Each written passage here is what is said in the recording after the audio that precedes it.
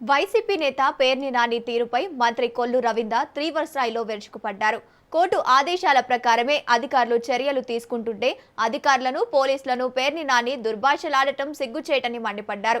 గతంలో అభివృద్ధి పేరుతో పేదల ఇళ్లను కూల్చి ఇబ్బందులకు గురిచేసింది ఎవరో బందరు ప్రజలకు తెలుసని ఆయన గుర్తు చేశారు. మచిలీపట్నంలో ఒక అక్రమ కట్టడాన్ని అధికారులు వాళ్ళకున్నటువంటి నిబంధనల ప్రకారం, కోర్టు డైరెక్షన్ ప్రకారం అక్కడ అక్రమ కట్టడాన్ని తొలగించడం జరిగింది. ఈ అక్రమ కట్టడం తొలగింపు సందర్భంగా జరిగినటువంటి సంఘటనలో వైఎస్ఆర్ పార్టీ నాయకుడు పేర్ని నాని వాళ్ళ కుమారుడు వ్యవహరించినటువంటి విధానం చాలా జుగుప్సాకరంగా, సిగ్గుచేట్ల, అసలు వాళ్ళు మనుషులేనా అనే విధంగా వాళ్ళు ప్రవర్తించినటువంటి విధానం యావత్ ఆంధ్ర రాష్ట్రం అంతా కూడా చీకొడతా ఉంది.